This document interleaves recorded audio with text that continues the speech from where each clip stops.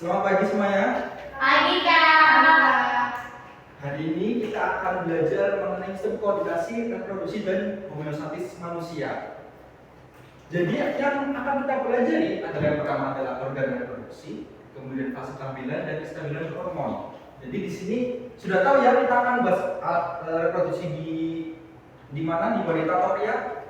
Wanita. Wanita. Nah, karena di sini kita akan membahas ada fase kehamilan juga. Nah, pastinya kita sudah akan menjurus ke organ wanita. Ada yang tahu organ reproduksi wanita itu di mana? Di tubuh. Di tubuh, ya betul. Di tubuh. Jadi di tubuh manusia, khususnya di makhluk hidup, yaitu pasti ada yang namanya reproduksi. Ada yang tahu reproduksi apa? Menghasilkan. Menghasilkan atau memperbanyak diri, itu reproduksi. Berkembang biak. Berkembang biak, ya, seperti contohnya di bambu itu kan bertunas. Kalau di manusia itu ada juga reproduksinya. Ya, secara umum itu mamalia, manusia itu seperti mamalia. Jadi harus ada sel telur dan juga sel sperma. Sebelum masuk ke situ, kita akan bahas tentang judulnya dulu. Nah, jadi sistem reproduksi dan homeostatis manusia. Sistem ada yang tahu sistem? Sistem itu apa pengertiannya? Sistem. Nggak tahu Kak. Susah kan jelasin bingung. Nah, sistem itu suatu bagian yang bekerja sama untuk mencapai tujuan tertentu. Jadi suatu berbagai dari bagian-bagian untuk menuju ke suatu tujuan. Dalam hal ini, sistem di sini itu berarti organ-organ yang terhubung satu sama lain. Jadi organ yang terhubung sama lain untuk mencapai tujuan tertentu. Contohnya itu dari sistem pernafasan, nanti dari hidung, paru-paru, tenggorokan dan sebagainya. Ada sistem pencernaan juga dari mulut, kerongkongan, lambung, usus dan seterusnya. Kemudian koordinasi. Ada yang tahu koordinasi itu apa? Pengaturan.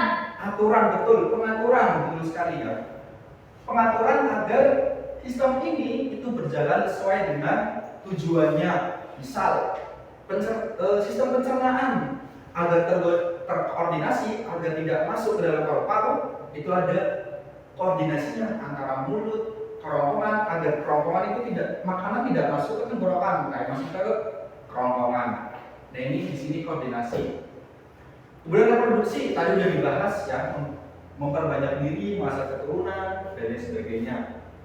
Homeostasis ada yang tahu? Homeostasis. Kata di sini ada homeo dan juga stasis atau kita bisa seringannya statis gitu ya.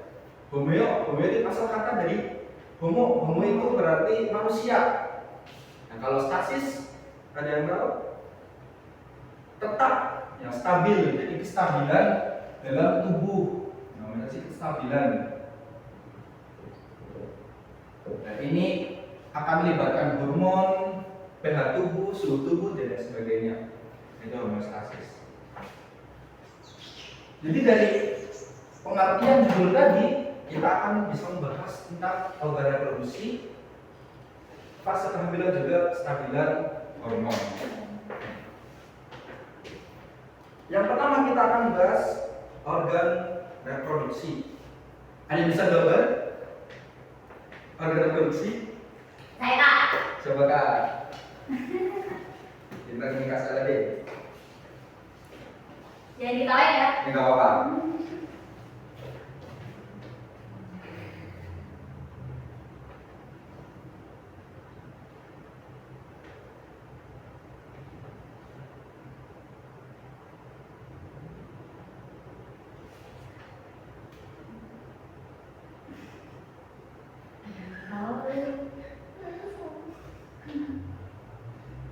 Udah Kak. Nggak apa-apa. Tepuk tangan, tepuk tangan.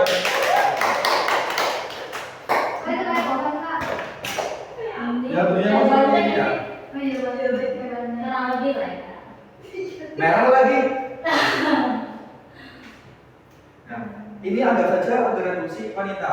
Ada yang tahu organnya? Siapa? Indah? Nggak tahu kok bingung. Ini nggak tahu ini apa? Ada yang tahu? Lupa kak. Ini adalah ovarium.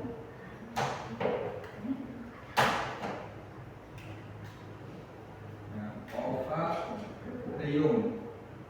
Ada yang tahu ovarium fungsi untuk apa? Rosi? Ovarium? Ada yang tahu? Saya kasih hadiah. Ada yang tahu fungsi dari Lupa ovarium? kak, lupa kak. Oke, ada yang tahu dari sini? Indah? Tahu? Lupa kak. Ovarium itu untuk memproduksi sel Sel telur, betul. Iya. Sel telur atau ovum. Ya, jadi ovum dan ovarium beda ya. Ovarium itu organnya. Kalau ovum itu selnya.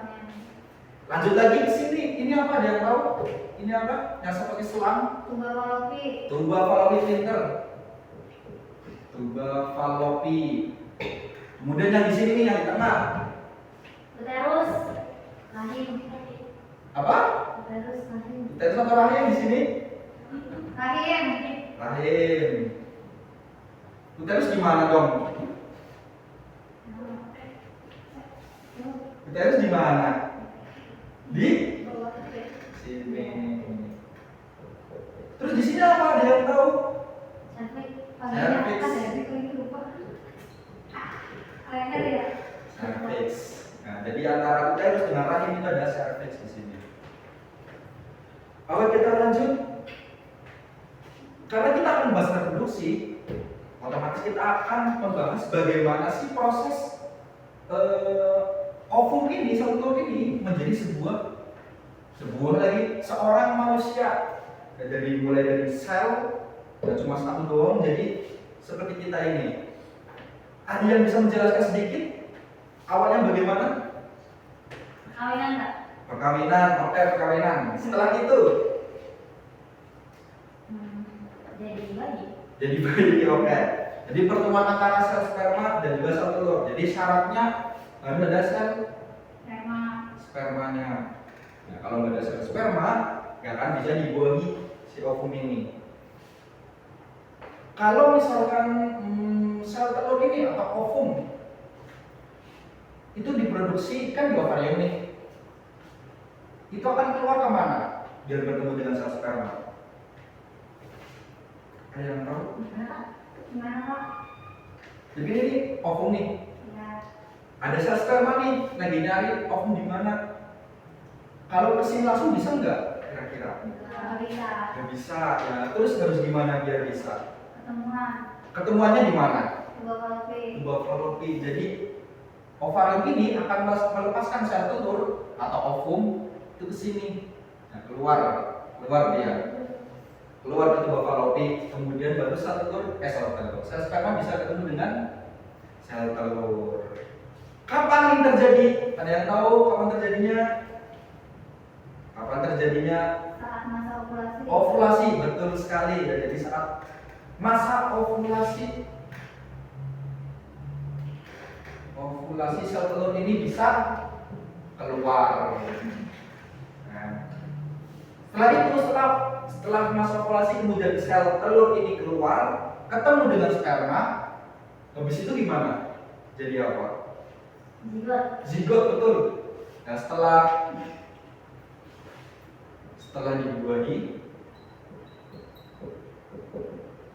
dibuahi menjadi zigot. Ya, menjadi zigot. Nah, ovum menjadi zigot, kemudian zigot ini berkembang dari satu sel, kemudian menjadi 2 sel, kemudian jadi 4 sel, kemudian 8 sel. Nah, kemudian terbentuklah morula. Morula itu apa? Nah, ada bahasa morula nih. Ada yang pernah dengar morula? Ada yang pernah dengar? Pernah tapi lupa kak. Pernah tapi lupa. Oke, kita ingatkan lagi. Jadi morula itu adalah zigot yang udah berkembang menjadi berbagai sel, banyak sel. Jadi selnya udah banyak nih. Selnya banyak. Nah, yang sebelumnya di sini zigot banyak satu sel, kemudian jadi 2 sel, 4 sel dan seterusnya. Kemudian setelah banyak jadi morula. tapi masih di dalam nih di sini nih. Kemudian dia itu keluar ke sini ke dinding rahim. Namanya implantasi atau menempel di dinding rahim. Dia menjadi gini nih bentuknya nih. Anggap aja ya. Ini kayak gini. Banyak tengahnya ada rongganya. Namanya blastula atau blastokista. Blastula atau zigot yang mau jadi janin gitu ya, yang mau jadi janin. Nah, kok bisa nempel di sini? Ada yang tahu penyebabnya? Kenapa dia bisa nempel terus? Kenapa nggak jatuh ke sini? Ada yang tahu apa yang mempengaruhi si blastula ini tetap di sini? Jadi pengaruhnya itu adalah di hormon tadi. Nah, ini kita akan bahas masuk ke hormon.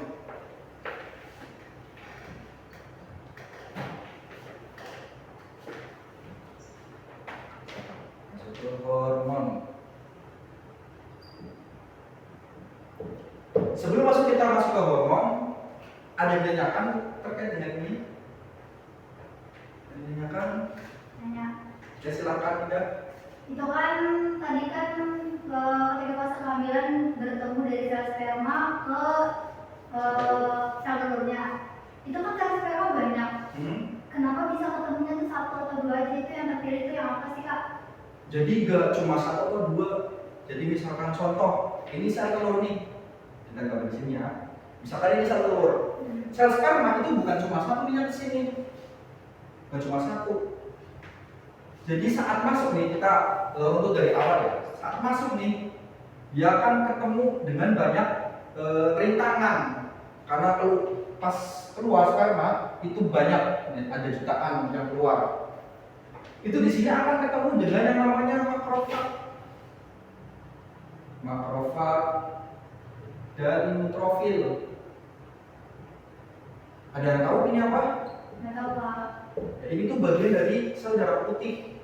Nah, makrofag itu dua sel ini itu menyerang sel sperma karena dianggap benda asing, ya, karena dia kan nggak diproduksi di tubuh wanita. Jadinya sel ini itu menganggap itu benda asing. Jadi yang di sini itu udah banyak nih yang mati karena diserang sama 2 sel ini. Nah, setelah itu tapi masih banyak nih yang sini sampai ketemu dengan sel telur, tapi banyak. Nah, tapi banyak nih. Tapi kenapa yang masuk dia 1? Karena di sini di sel telur itu ada membran yang melingkupi. Jadi harus bareng-bareng untuk mencari celah. Jadi di sini banyak nih cari celah buat masuk. Kemudian ada 1 nih yang beruntung bisa masuk karena celahnya terbuka. Nah, setelah masuk ini kemudian si sel telur ini melepaskan sesuatu lah, melepaskan enzim dan sebagainya. Akhirnya yang lain itu mati. Ketika tinggal 1 yang udah masuk. Gitu. Paham? Paham nggak? Oke. Ada lagi yang tanyain? Aman nggak? Aman ya.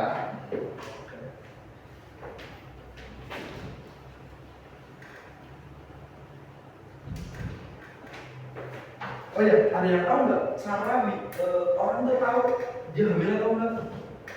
Ada yang tahu? Pakai tes pack betul. Gambarnya gimana, ada yang tahu? Ida coba gambarin Gambar apa? tes pack. Garis 2, Kak. Gambar tes pack coba alatnya. Ini nggak gitu cuma. Gak apa-apa. Gambar dulu. Nggak tahu lagi. Gambar tes pack. Mana? Mana ya? Kan ada yang digital, Ada yang digital. ada lope-lopenya. Jadi yang mana ini? Ada yang umum aja, yang umum aja. Oh, yang jadul, Yang jadul aja. Udah gini ya. Warnanya tapi merah. Ya udah ganti merah aja nih. Ganti merah. Garisnya. Garisnya merah. Nah, jadi. Nah, ini kalau garis 2 artinya apa? Hah? Positif. Positif. Nah, positif hamil berarti. Kok bisa sih Tespek tahu kalau dia itu hamil? Karena ada hormonnya kak yang membuat Yang membuat yang terdeteksi, yang bikin terdeteksi namanya hormon apa? Ada yang tahu? HCG. HCG, betul sekali, hormon HCG. Hormon HCG.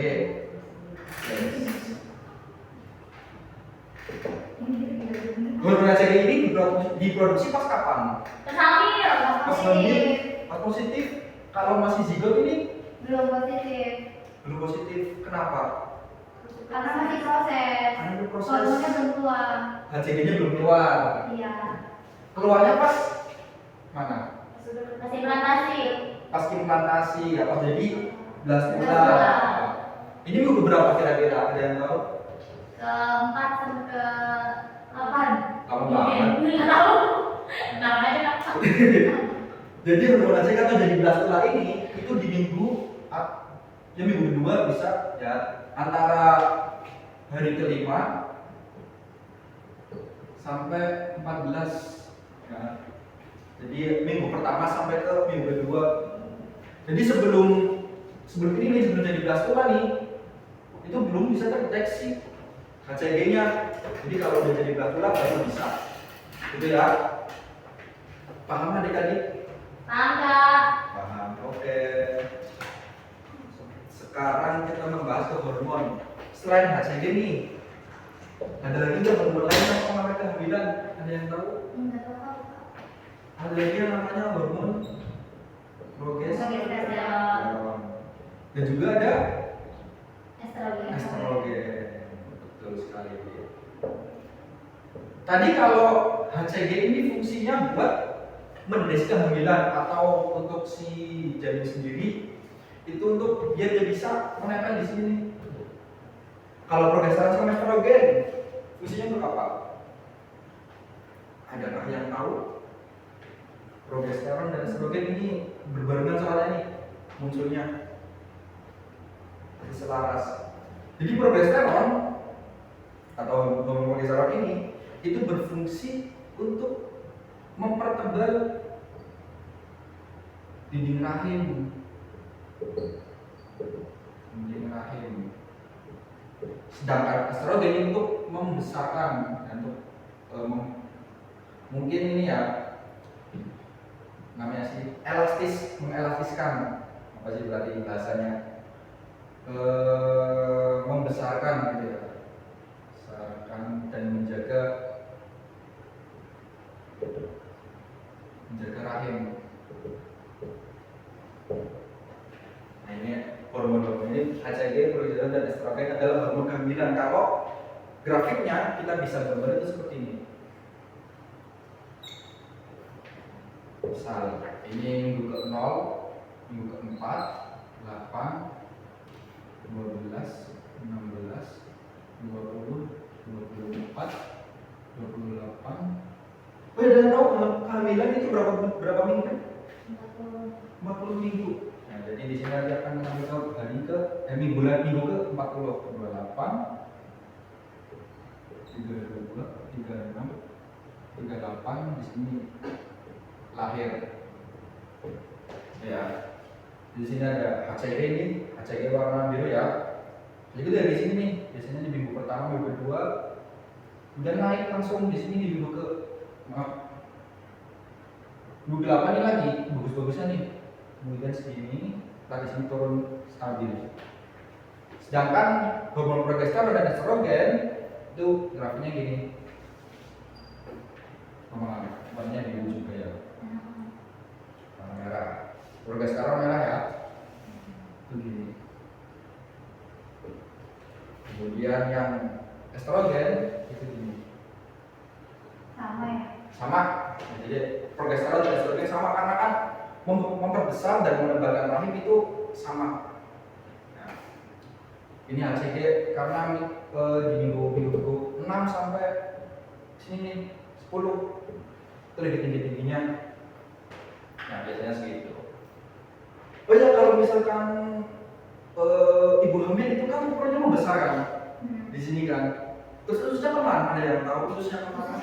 Ketekan. Ketekan. Bukan ke otak ya, berarti bukan pindah ke sini, bukan pindah ke paha ya. Ketekan ke tekan aja gitu. Ketekan ya, Yang ketekan ke betul-betul. bawah gitu ya. Nah, begitu. Sampai sini ada yang ditanyain? Atau mau dicatat dulu? Mau boleh gambar dulu? 5 menit mungkin gambar bisa ya? Boleh Kak. Boleh Kak. Oke, silakan saya kasih waktu 5 menit untuk menggambar dan Boleh Kak. ya foto juga boleh, bebas terserah. Aida belum catat foto-foto? Foto Oh. Boleh Kak. Kak. Kak. Oke. Sampai sini dulu ada yang ditanyakan?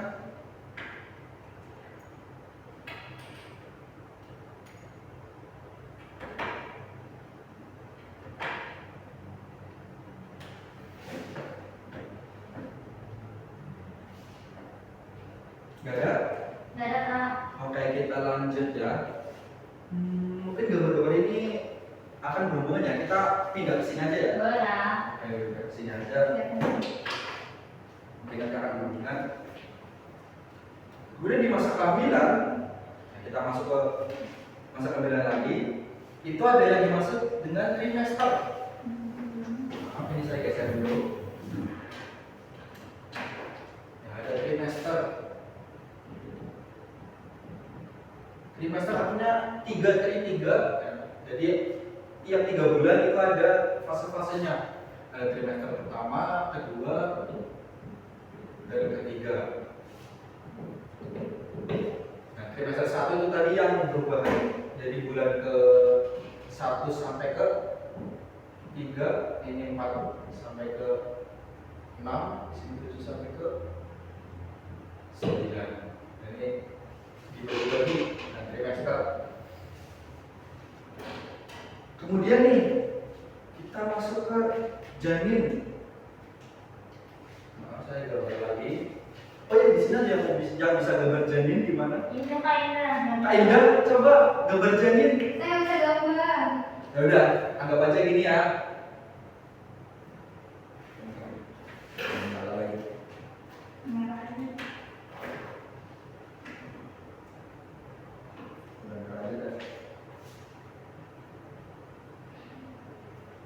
Jadi janin, anggap aja janin ini ya, bukan janin. Maaf, ini di dalam janin.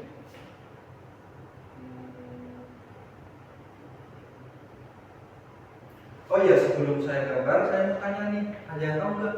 Janin kan di dalam tubuh nih. Janin itu kan ibu juga bergerak beraktivitas, ya kan? Tapi janin kok nggak goyang-goyang, nggak ini? Ada yang tahu kenapa? Penyebabnya? Ada lapisannya lagi biar nggak gerak. Apa namanya lapisannya? Placenta.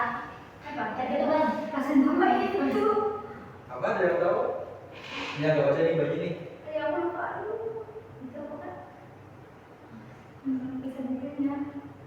Ya, anggap aja bayi ya. Anggap aja bayi dah. Udah Oh, iya. sebagian. Anggap aja bayi. Ya. Sini ada plasentanya. Betul banget. Hati-hati. Tanda ketuban nggak sih? Betul sekali. Tapi bukan kantong, tapi air. Air ketubannya namanya cairan amnion. Di sini ada cairan amnion nih.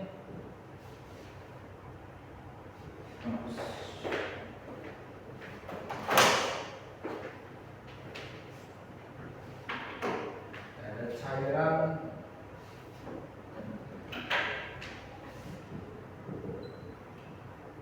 amnion.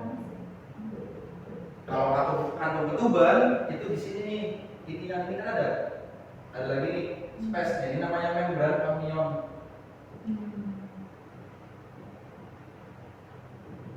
Amnion.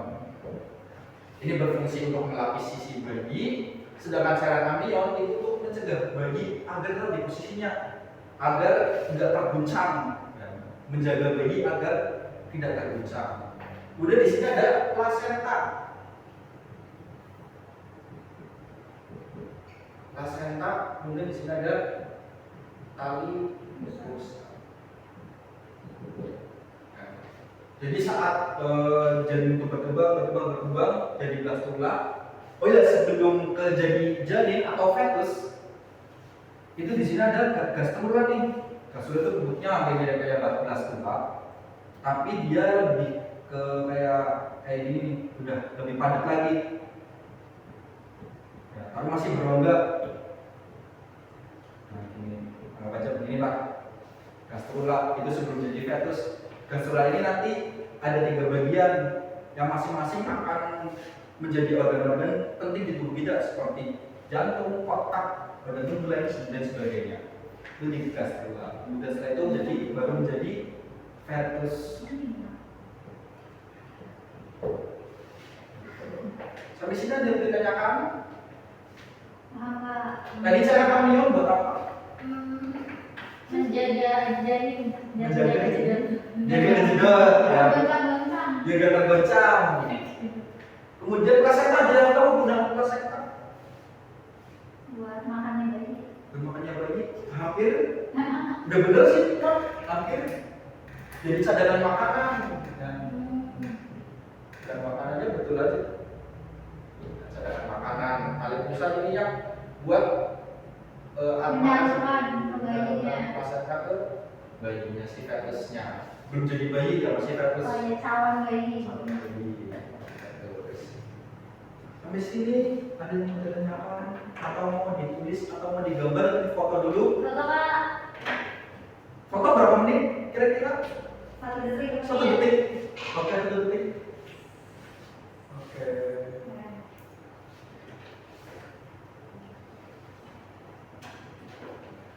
Oke, sekarang saya mau tanya.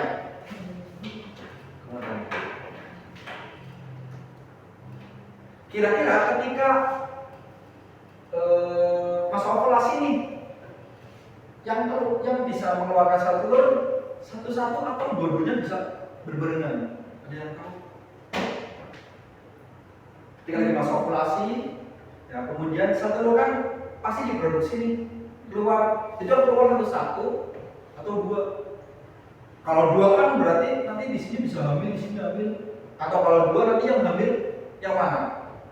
Yang dibuahi sel telur yang ini atau ini? Ada yang tahu? Nggak tahu Kak. Nggak tahu. Satu mungkin Kak. Satu-satu. Jadi biasanya itu satu-satu. Ya, ada di kiri dulu, ada di kanan dulu yang keluar. Biasanya bergantian. Tapi nggak teratur, nggak misalkan bulan ini misal di kiri, bulan depan kanan, terus bulan lagi kiri, kanan, itu nggak selalu ganti-gantian, tapi bisa juga ganti-gantian, nggak mesti. Terus ada kasus nggak sih ketika dua-duanya keluar semua, terus dibunuh semua? Ada nggak sih? Ya. Hasilnya gimana kalau misalkan dua-duanya keluar, dua-duanya dibuahi, Anaknya 2. anaknya 2, Bukan. kembar. Kembar tidak identik. Kembar tidak identik, betul. Berarti kalau identik Membelah satu tapi membelah diri. satu ya, cuma satu, tapi ketika proses ini yaitu selnya itu membelah ya, jadi dua makhluk hidup. Ya, kalau ini benar-benar 2 tapi beda ya, tidak identik, biasanya beda beda jenis kelamin ya, bisa jadi itu biasanya 2 sel telur yang dibuahi, tapi jarang terjadi. Nah, yang selnya tadi ganti-gantian. Nah, gitu. Sampai sini ada pertanyaan tadi? Udah Kak. Udah, oke. Terima kasih atas waktunya. Kita akan review ulang sedikit. Ya, yang pertama terkait dengan sistem koordinasi reproduksi, itu berarti organ-organ yang organ-organ dalam manusia untuk melakukan reproduksi. Di sini kita membahas wanita, rahim. Makanya kita belajar tentang rahim. Ada ovarium, kemudian ada apa lagi? Tuba fallopi, rahim, cervix dan juga uterus. Tempat terjadinya pembuatan sel telur itu di mana? Ovarium. Kalau tuba fallopi, tempatnya apa? Tempat bertemunya telur dan sperma. Betul, tempat pembuahannya atau namanya apa? Dia yang tahu namanya? Fertilisasi. Fertilisasi, betul sekali 100. Nah, fertilisasi ini ada tambahan nih. Fertilisasi. Soalnya biasanya keluar ini fertilisasi. Kemudian rahim. Buat apa? Kembangan janin. Perkembangan janin. Cervix, ada yang tahu cervix? Buat apa? Kok bisa ada ini? Jalan lahir. Jalan lahir dan juga yang terjadi di saat ini seperti rintangan pertama, bukan rintangan pertama sih, rintangan kelanjutan untuk sperma. Sel sperma masuk ke dalam rahim, ini cervix. Kemudian terus jalan keluarnya. Kemudian setelah sel sperma nih berhasil membuat ovarium, itu kemudian menjadi zigot, ya namanya zigot. Kemudian setelah itu zigot membelah menjadi 2, 4, 8 dan seterusnya. Kemudian sampai sini menjadi sel yang berubah benar namanya apa? Blastula. Setelah blastula menjadi blastula, kemudian menjadi fetus, barulah jadi itu berkembang dan bertumbuh seperti itu. Terima kasih atas waktunya. Apabila ada kata yang salah, saya mohon maaf sebesar-besarnya. Wassalamualaikum warahmatullahi wabarakatuh. Waalaikumsalam warahmatullahi wabarakatuh. Udah menit enggak?